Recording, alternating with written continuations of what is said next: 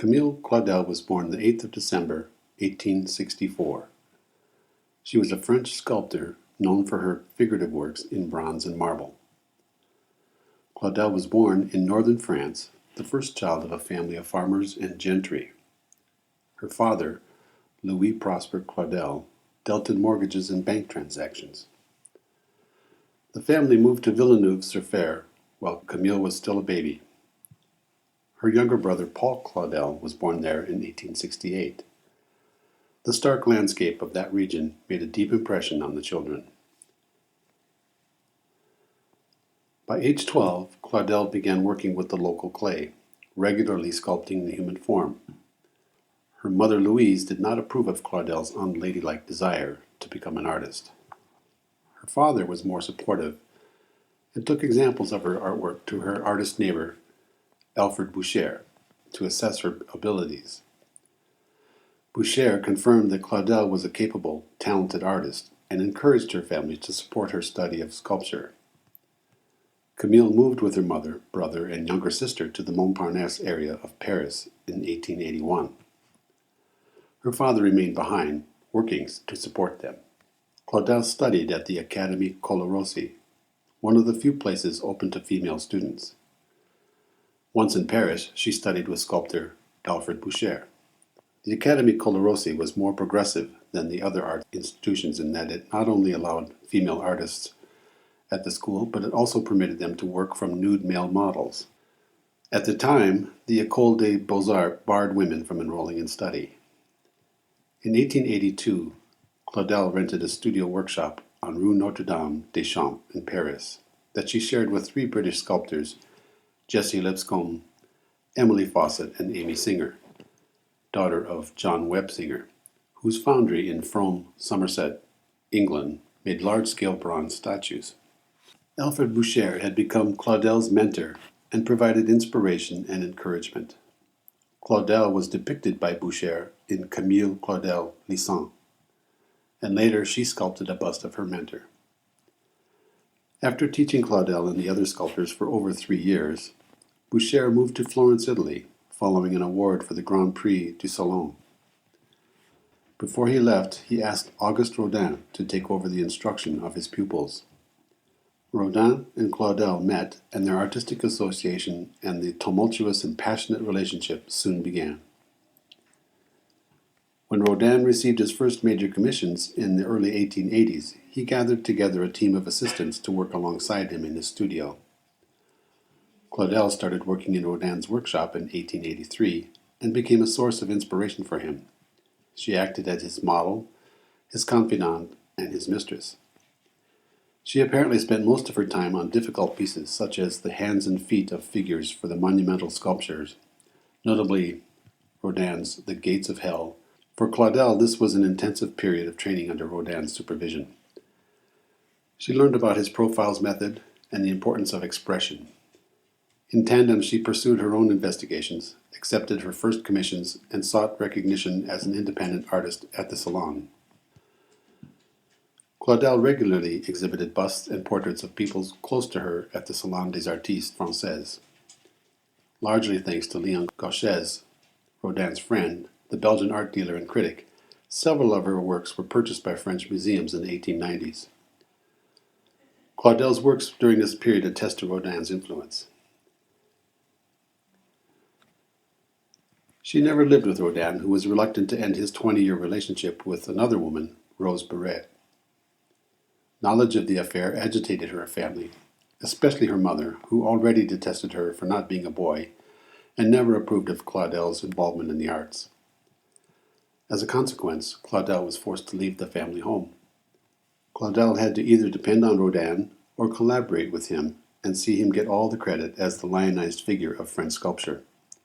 She also depended on him financially, especially after her loving and wealthy father's death, which allowed her mother and brother, who disapproved of her lifestyle, to maintain control of the family fortune and to leave her to wander the streets dressed in beggar's clothing. Claudel's reputation survived not because of her once notorious association with Rodin, but because of her work. Her work was described as a revolt against nature, a woman genius. Her early work is similar to Rodin's in spirit, but shows much more imagination and lyricism, quite her own, particularly in the famous sculpture The Waltz of 1893. Claudel's The Wave of 1897 was a conscious break in style from her Rodin period. It was a decorative quality quite different from the heroic feeling of her earlier work. Sakuntala of 1888 is described as expressing Claudel's desire to reach the sacred, the fruit of the lifelong search of her artistic identity, free from Rodin's constraints. Claudel's impressions of Rodin's deceptions and exploitation of her as someone who could not become obedient as he wanted her to be, and who was expected to conform to society's expectation of what women should be, were not false. Thus, Sakuntala could be called her clear expression of her solitary existence, her journey within. After Rodin saw Claudel's The Mature Age for the first time in 1899, he reacted with shock and anger. He suddenly and completely stopped his support for Claudel. The mature age is usually interpreted as an allegory of 3 stages of life. The man who represents maturity is drawn into the hands of the old woman, who represents old age and death, while the young woman who represents youth tries to save him. Her brother interpreted it as an allegory of her break with Rodin. Even though Rodin clearly signed some of Claudel's works, he was not treating her as different because of her gender. Artists at this time generally signed their apprentices' work. Most historians believe Rodin did what he could to help her after their separation, and that her destruction of her own body of work was partly responsible for the long-time neglect the art world showed her. What truly defeated Camille, who was already recognized as a leading sculptor by many, were the sheer difficulties of the medium and the market. Sculpting was an expensive art, and she did not receive many official commissions because her style was highly unusual for the contemporary conservative tastes. Despite this, many believe she changed the history of arts. Other authors write that it is still unclear how much Rodin influenced Claudel, and vice versa, how much credit has been taken away from her, or how much he was responsible for her woes. Most modern authors agree that she was an outstanding genius who, starting with wealth, beauty, iron will, and a brilliant future, even before meeting Rodin, was never rewarded and died in loneliness and poverty and obscurity. Others suggest it was not Rodin but her brother Paul who was jealous of her genius, and that he conspired with her mother, who never forgave her for her supposed immorality, to later ruin her and keep her confined to a mental hospital. Less well known than her love affair with Rodin, the nature of her relationship with the musician Claude Debussy has also been the object of much speculation. They both admired Degas, Hakusai, and shared an interest in childhood and death themes. When Claudel ended the relationship, Debussy wrote, "I weep for the disappearance of the dream of this dream." Debussy admired her as a great artist and kept a copy of her sculpture The Waltz in his studio until his death. By 30, Claudel's romantic life had ended. After 1905, Claudel appeared to be mentally ill. She destroyed many of her statues, disappeared for long periods of time, exhibited signs of paranoia, and was diagnosed as having schizophrenia. She accused Rodin of stealing her ideas and leading a conspiracy to kill her. After the wedding of her brother in 1906 and his return to China, she lived secluded in her workshop. Claudel's father approved of her career choice, and he tried to help and support her financially. But when he died on the 2nd of March in 1913, Claudel was not informed of his death.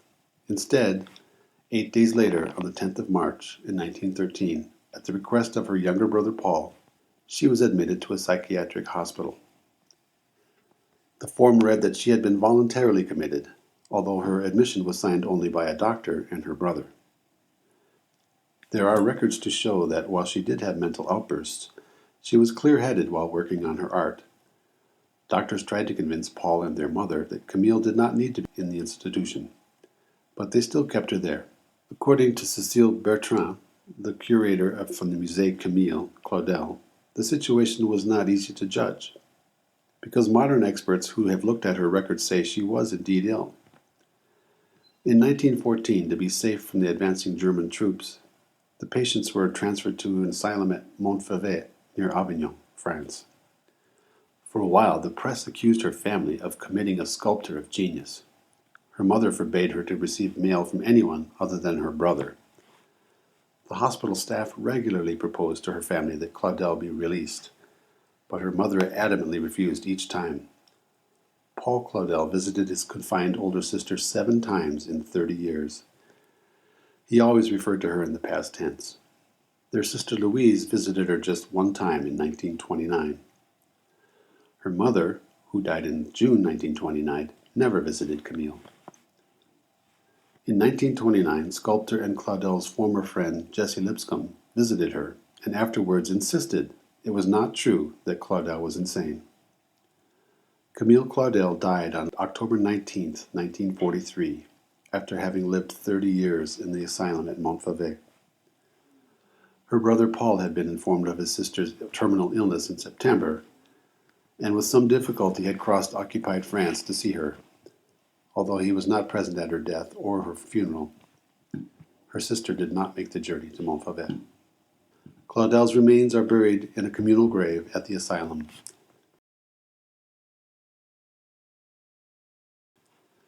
In Villeneuve, a simple plaque reminds the curious visitor Camille Claudel once lived there, but her remains are still in exile somewhere just a few steps away from the place where she was sequestered for 30 years. Although Claudel destroyed much of her work, about 90 statues, sketches, and drawings survive. In 1951, her brother organized an exhibition at the Musée Rodin, which continues to display her sculptures, as does the Musée d'Orsay, both in Paris.